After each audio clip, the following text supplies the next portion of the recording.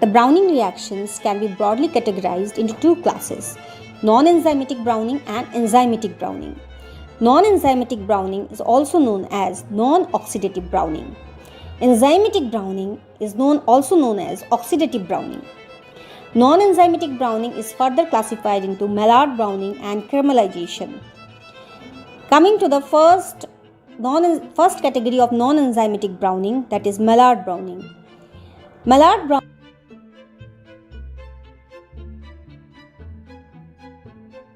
Coming to Maillard browning, which is one of the type of non-enzymatic browning. Maillard browning involves a reaction between nitrogen atom of an amino compound and carbonyl group of an aldehyde or ketone compound that is present in the food system. And thus we see that the reactants are predominantly the proteins and the reducing sugars. The reaction proceeds with the elimination of a molecule of water to form a Schiff's base, which subsequently rearranges to form N-substituted glycosylamine intermediate. N-substituted glycosylamine intermediate, which is derived from the amino acids, are unstable compounds and they are either hydrolyzed back to the parent amino acid and reducing sugar or react via a spontaneous rearrangement to form the corresponding keto or aldo derivative depending on whether the parent sugar is an aldose or a ketose respectively. The aldo to keto transformation is referred to as the amidary rearrangement and the corresponding keto to aldo rearrangement is known as the Hennes rearrangement. The Maillard type of browning or the sugar amino type of browning is the most prevalent type of browning in the food products, since it requires relatively lower energy of activation and is autocatalytic in nature. Direct caramelization, on the other hand, has a rather higher energy of activation and therefore it is less important. The degradation of the amino sugar occurs with the loss of one or more molecules of water to give amino or non-amino compounds. Condensation of these compounds formed in the above steps with each other or with other amino compounds gives rise to a brown color pigment called melanoid. The formation of glycosylamines from the reaction of amino groups and sugar is reversible and the equilibrium is highly dependent on the moisture level. In the next stage, the secondary reactions lead to the formation of diketose amines and the diamino sugars. The ketose amines are decomposed by 1,2-enolization or 2,3-enolization. The former pathway appears to be more important, one for the formation of the brown color, whereas the latter results in the formation of flavored products. The 1,2-enolization pathway leads to the browning but also contributes to the formation of off flavors through the formation of hydroxymethylfurfumarole, which may be a factor in causing off flavors in the stored or the overheated or the dehydrated food products. In the next step, the Schiff's base may lose a protein and a hydroxyl group to yield a new Schiff's base. Both these compounds and 3-deoxyglucose may be transferred into an unsaturated oscillose, and by elimination of a proton and a hydroxyl group, the formation of hydroxymethylfurfumarole takes place. In the last step, the production of 1,2-enol forms of aldose and ketose amines. A series of degradation and condensation results in the formation of a brown color pigment known as melanoidin. These are the reactions, and this is the schematic diagram for the mechanism and pathway of Maillard reaction.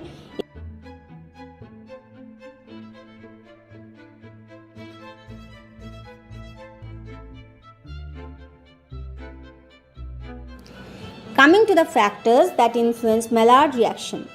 The overall rate and products that are developed during Maillard reaction in different food products are highly dependent on the number of parameters which are listed over here. The different parameters include reactants, pH, temperature, moisture content and water activity. Coming to the first factor, that is the reactants. The nature and the molar concentration of the reacting species have considerable influence on the rate of the reaction and the mechanism of the Maillard reaction. The lower molecular weight reactants, they tend to react more readily than the higher molecular weight reactants.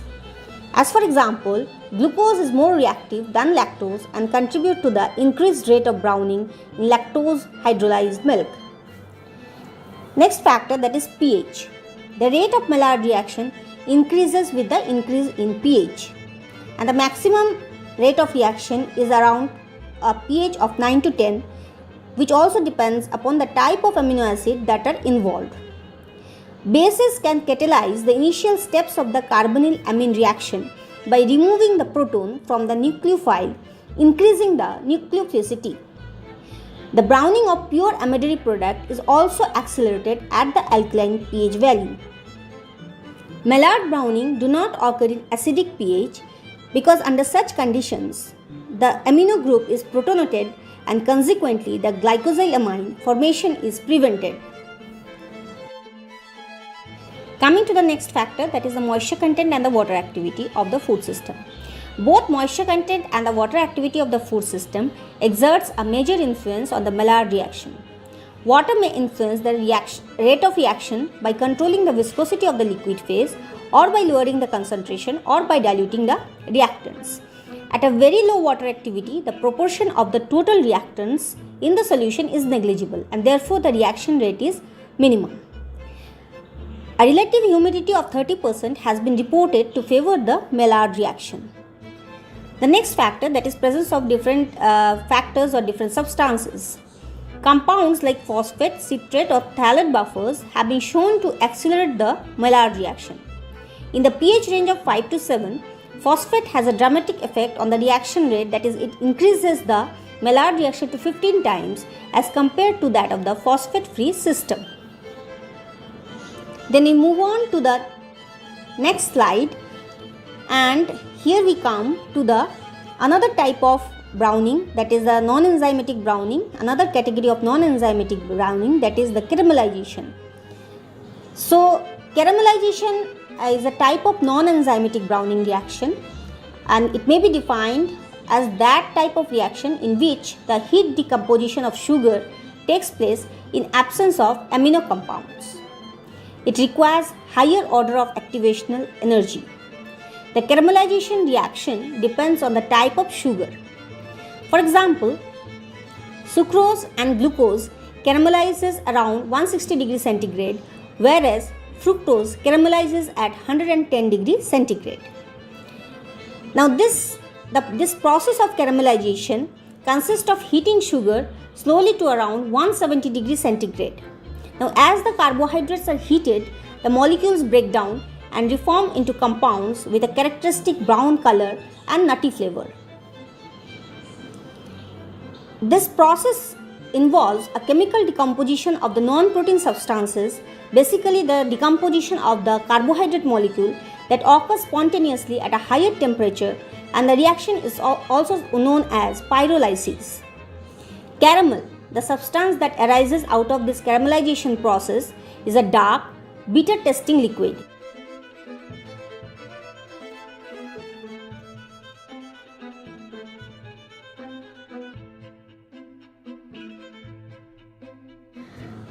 The caramel compound that arises out of caramelization process is being used in food products for food coloring and flavoring in different products like confectionaries or in beverages like Coca-Cola.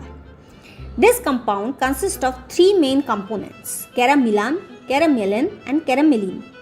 Caramelin melts in the range of 136 to 144 degrees centigrade and is soluble in water. Caramelin is darker than caramelin and melts at 153.5 to 154 degrees centigrade. Caramelin is much darker than caramelin or caramelin. Now this caramelin has got three different parts which can be described by the characteristic called solubility. They can be soluble in cold water, they can be soluble in boiling water, and they may even be insoluble in all the ordinary solvents. Codex has defined four distinct types of caramel color like caramel color 1, caramel color 2, caramel color 3, caramel color 4, depending upon the different types of requirement for different food products. The different types of reactions that occurs during the process of caramelization involves sucrose inversion, condensation reaction, the intermolecular reaction, the isomerization, the dehydration reaction, the fragmentation reaction, and the unsaturated polymer formation also occurs during this process of caramelization.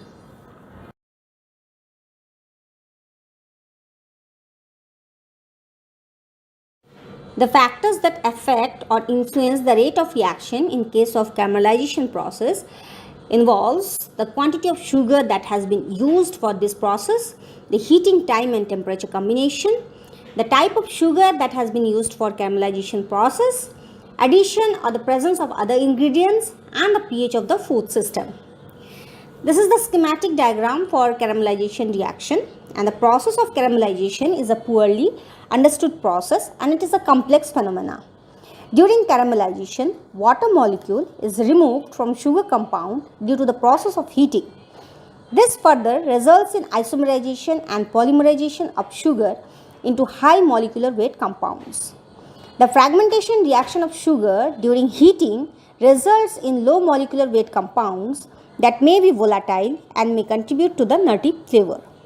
The polymerization reaction leads to larger molecular weight compound formation that contributes to the dark brown color. Another type of browning reaction that occurs in fruits and vegetables is the enzymatic browning, and this enzymatic browning is also known as the oxidative browning. And enzymatic browning occurs in cut fruits and vegetables when they are exposed to the oxygen of the air. And the main enzymes that are responsible for enzymatic browning are polyphenol oxidase and peroxidase. These enzymes are the oxidoreductase enzymes, and they catalyze the oxidation of the functional hydroxyl group which are attached to the carbon atom of the benzene ring of the monohydroxyphenols, which are converted to orthodihydroxyphenol. And finally, these orthodihydroxyphenols, they are converted to orthoquinones by the process of dehydrogenation. The oxidation of these phenolic compounds to quinones and production of melanin give rise to dark color in the cut fruits and vegetables. The peroxidase enzyme is thermostable enzyme that belongs to the group of oxidases, and it uses hydrogen peroxide as a catalyst for oxidation of the phenolic compounds. And this enzyme is related to the undesirable changes in color, texture, flavor, and also leads to the lowering of the nutritional quality of the foods. The polyphenols, which are the main substrates of these enzymes, they occur in the fruits and vegetables in the form of anthocyanins, in the form of flavonoid compounds, and in the form of non-flavonoid compounds.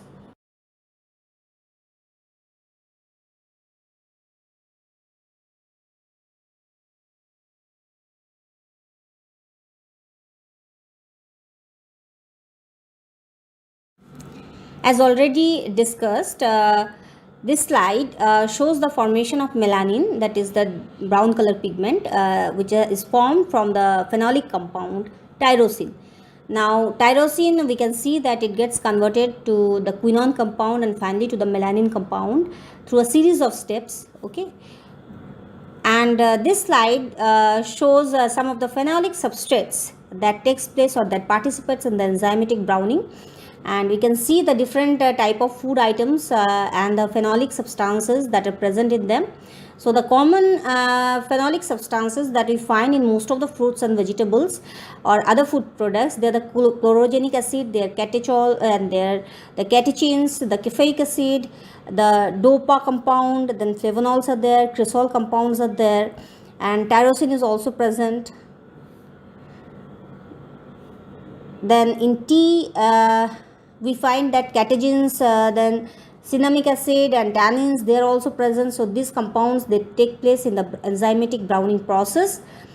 And for prevention of this enzymatic browning, we may adopt a different process or different ways which will prevent the formation of these brown color compounds, and these include the process of blanching.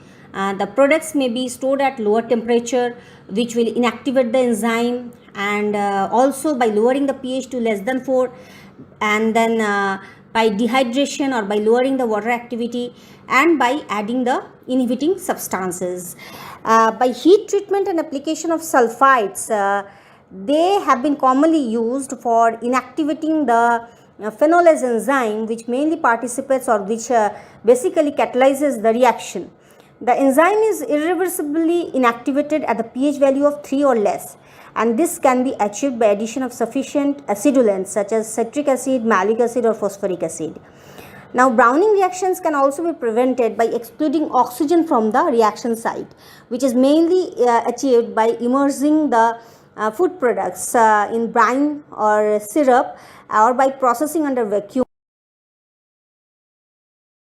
So this is all about today's session. Thank you and have a great day.